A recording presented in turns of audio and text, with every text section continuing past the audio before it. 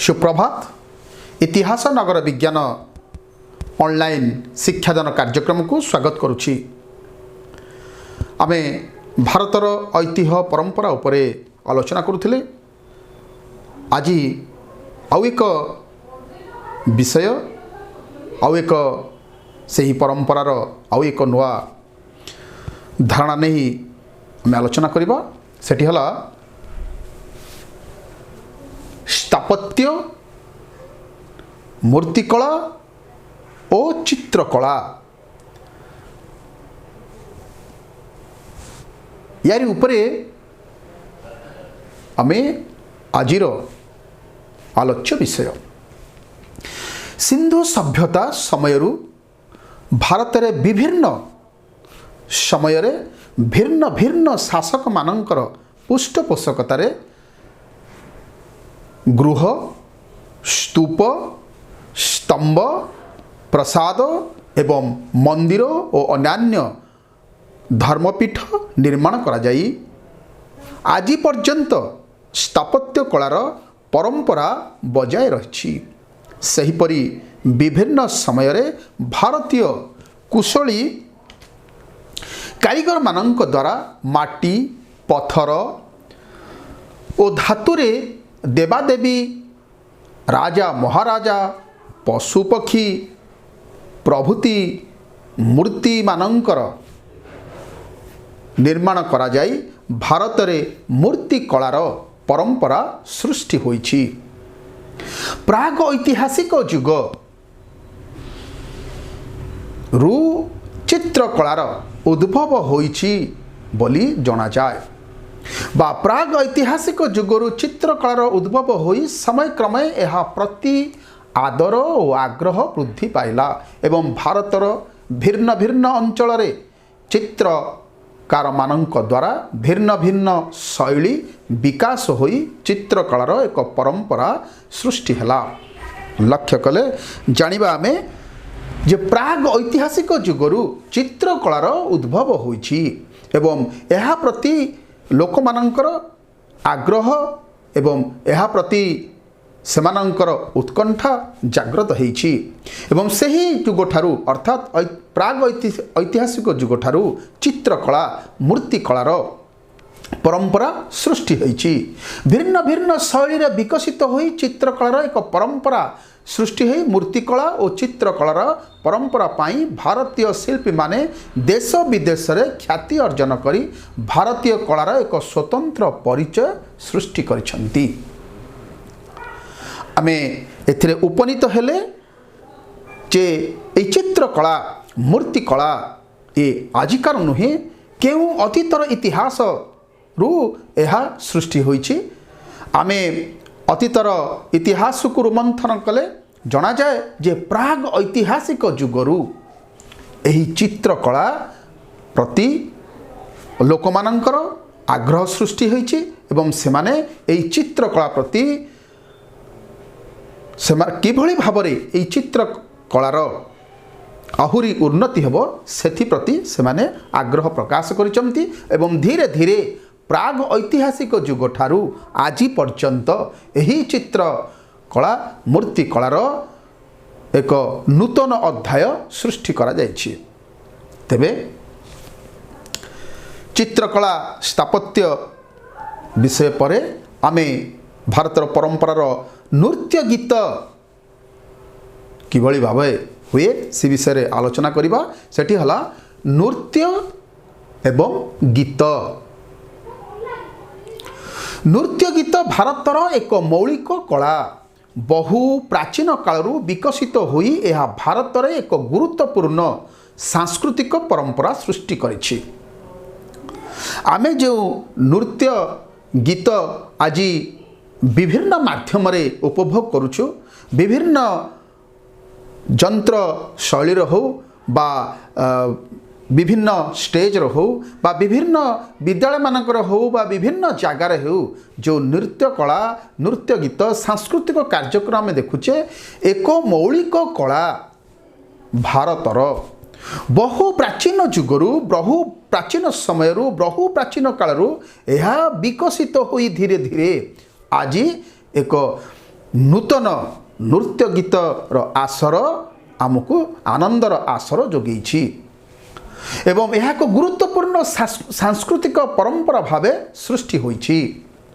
आधुनिक कलारे यह क्षेत्र में विदेशी संस्कृतिर प्रभाव पड़िथिले सुद्धा भारत को गौरवमंडित करिथिबा स्वयं संपूर्ण भावे भारतर निजस्व पारंपरिक शैलीर नृत्य और गीत एवं मध्य देश विदेश और देश बाहर सुविख्यात बा सम्मानित। प्राचीन मृत्तिकला प्रतिफलित अंग भंगी भारतर पारंपरिक नृत्य गुड़िक विकसित विभिन्न मंदिर विभिन्न सांस्कृतिक ऐतिह्य मानकरे जो पत्थरर मूर्ति रे विभिन्न अंग भंगी रे निर्मित पत्थर मान मंदिर गात मानकरे गात्र मानकरे सृष्टि होइछि। सही बळे ठीक सही अंग भंगी रे विभिन्न नृत्य कला आम भारत रे विकसित होइछि एवं सेगुड़िक मध्य प्रतिफलित होइछि। सेही भଳି अंग भंगी रे सामवेदरु भारतीय शास्त्रीय संगीतर सृष्टि। भारत में नृत्य गीत को केवल मनोरंजन बा जीवन धारणर माध्यम भावे मन करा जाय नाही। एहाकु शिल्पर सृजन प्रवणता और भारतीय सांस्कृतिक परंपरा एक महत्वपूर्ण उपादान भावे विवेचना करा जाय। शास्त्रीय नृत्य और गीत व्यतीत विभिन्न अंचलर लोकनृत्य और स्थानीय नृत्य एवं लोकगीत और लघु संगीत सामाजिक बा धार्मिक उत्सव मानकरे परिवेषण करा जिबा भारतर एक परंपरा। एथिरु जो परंपरा भारतीय परंपरा से परंपरा को बजाय रखिया पाई ए नृत्य गीतर आसर मध्य अनेकांशरे आमको सहयोग करिछि साहाय्य जोगेछि रास्ता मध्य जोगेछि। लोक मानकु एक सूतारे बांधी रखी ए भारतीय परंपरा को एक नूतनत्व देबारे नृत्य गीत एक माध्यम सृष्टि करिछि। तेबे आमे नृत्य गीत परे आउ एक विषय उपर आलोचना करिबा से ताहा हला साहित्य। ए साहित्य किभଳି भाबरे भारतीय परंपरा ऐतिह्य को एक नूतन दिग्दर्शन देइछि से विषय रे आमे आलोचना करिबा। वैदिक जुगरु भारत रे साहित्यर परंपरा सृष्टि होइछि। वेद को भारत रे प्राचीनतम साहित्य भावे विवेचना करा जाए। वेद थिला ब्रह्मांकर मुख निसृत वाणी। ब्रह्मा विष्णु महेश्वर जो ब्रह्मा होचंती सृष्टिर कर्ता जे सृष्टि को सृष्टि करिसंती सृजना करिसंती से ब्रह्मांकर मुख निसृत वाणी हेउछि वेद। यह रचित हेबा पाई दीर्घ काल लागिथिला। ऋग वेदरु आरंभ होई क्रमे अन्य तीनोटी वेद ब्राह्मण संहिता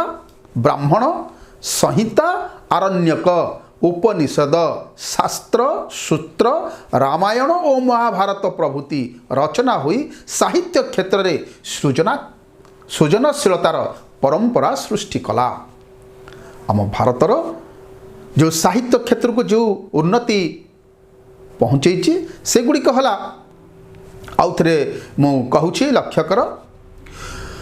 ऋग वेदरु आरंभ होई क्रमे अन्य तीनोटी वेद ब्राह्मण संहिता आरण्यक उपनिषद शास्त्र सूत्र रामायण और महाभारत प्रभृति रचना हुई साहित्य क्षेत्र में सृजनशीलतार परंपरा सृष्टि कला। वैदिक तथा पौराणिक साहित्यरु भित्ति करी विभिन्न विषय रे साहित्य रचित हैला। गुप्त जुगरे रचित नाटक कविता गीतिकाव्य गल्प इतिहास जीवनी अभिधान और व्याकरण प्रभृति परवर्ती समय रे साहित्य रचना पाई प्रेरणार उत्स हैला बा प्रेरणा जोगेला। कालिदास साहित्य रचनार एक आदर्श हेले कालिदास आम भारतर साहित्य रचना करिवार से थिले एक आदर्श व्यक्ति तांकर आदर्श रे अनुप्राणित होई तांकरी रचित साहित्य होउछि आम साहित्यर एक मुख्य स्रोत। एक बलिष्ठ परंपरा को विकसित करथिले सेही कालिदास। अविच्छिन्न भावरे साहित्य रचित होई साहित्य क्षेत्र रे एक बलिष्ठ परंपरा र विकसित हेला।